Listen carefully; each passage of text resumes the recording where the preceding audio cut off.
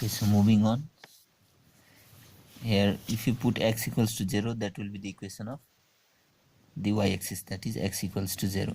And similarly, if you put here, like if you put y equals to 0, that will be nothing but the equation of the x-axis. Okay, on x-axis y coordinate will be 0, and on y-axis x coordinate will be 0. Let's see some of the more fundamental equation of the straight lines, that is y equals to mx plus c. Okay, here you see y equals to mx plus c. Here m is the slope of the line, okay, which is equal to tan theta. So theta is the angle made by the line with the positive x-axis. Okay, positive x-axis in counterclockwise direction. Okay, so and this c here is known as the y-intercept. This will be the y-intercept, means at what length that particular line cuts the y-axis. So this is also one of the general equation of the straight line. Here you need to take care of one thing, that if at all, let's say then, if at all that line is parallel to y-axis, okay, let's say this line is parallel to y-axis, then the slope for this, I mean theta, will be equal to 90 degree, right? So if theta is 90, that means tan theta will be how much will be the tan theta? Tan theta will be nothing but tan 90, right? And which is equal to infinity. Okay, so tan 90 is infinity.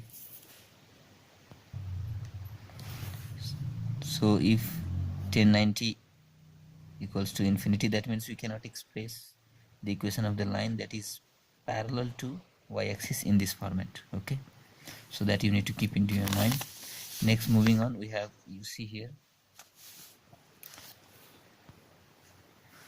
moving on, we'll see this double intercept form. Okay, in double intercept form, it's we need to consider the x-intercept and y-intercept. Okay, so in this format here, you have to write x by a plus y by b equals to 1. So here a is nothing but your x-intercept. X-intercept means it's the distance from the point from the origin. Okay, and y-intercept is nothing but your distance of that particular point from the origin. So if any point, let's say p, lies on that particular line, it will have the equation x by a plus y by b equals to 1. Now if you want to calculate the length of the AB, it will be very simple. By using Pythagoras theorem, you can calculate the length of AB, which is nothing but the root a square plus b square, which I have written over here, you can see, right? So in some cases you might be asked to calculate the area of the triangle OAB. Okay, so this area OAB is very simple. You just need to multiply the perpendicular with the base and just half it. So here we have half AB. So this is the way which you can deal with the straight lines in most of the cases.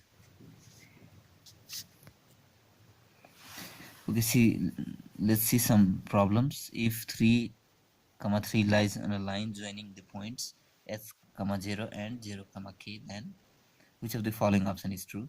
I have solved this for you guys. Okay, so 0, k is a point over here on y-axis, and s, 0 is a point on the x-axis. So if you just substitute these values in your equation, okay, of this format, that is h by k plus y by k, and if you just solve it, you will be ticking to the option B. Okay, now let's move on to the next problem. So here, if they are asking the length of the portion of the line, okay, they have given the equation of line as well, 3x plus 4y equals to 2.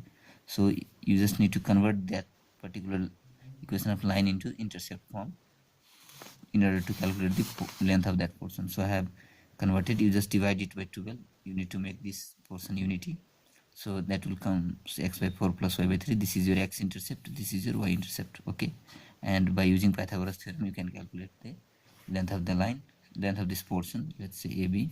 Then you will be getting 5 as your answer, which is nothing but the option D. Okay, so let's see one more question. The straight line 2x plus 3y equals to k forms a triangle with the coordinate axis whose area is 27 square units. Then what is the value of the k? So first of all, we have to convert this equation into the format that we have already studied, known as double intercept format. Okay, and here we see, okay, we have converted this into double intercept form, and the area of the triangle will be half the value of k by 3 into k by 2.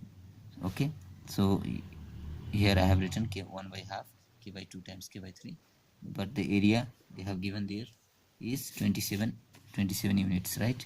So 27 units I have it there, and you see 2 times 2 is 4, 4 times 3 is 12, and 12 I have multiplied here, and after simple calculation you will be getting k equals to plus or minus 18.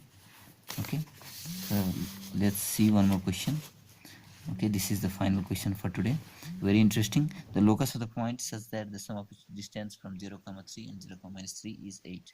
So those candidates who know about the ellipse, they can easily tick to this answer, option B. Okay, because anything that has the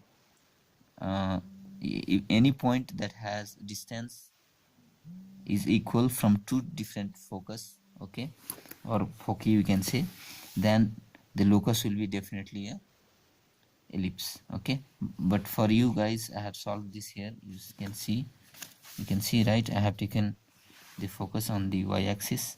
Okay, here one more question you can make by yourself by putting focus on the x-axis, and you can just get the equation of the ellipse. Okay, by very simple distance formula, that means PA plus PB will always equal to it. Calculate the length of PA by using distance formula, calculate the length of PB by using distance formula. Use the shuffle the equation and you will be getting x square by 7 plus y square by 16 equals to 1. That's all for today, guys. See you in the next videos. Hope you are doing well for your entrance examination, and thank you for watching these videos, and see you next time. Please do not forget to like, comment and subscribe my channel. Thank you.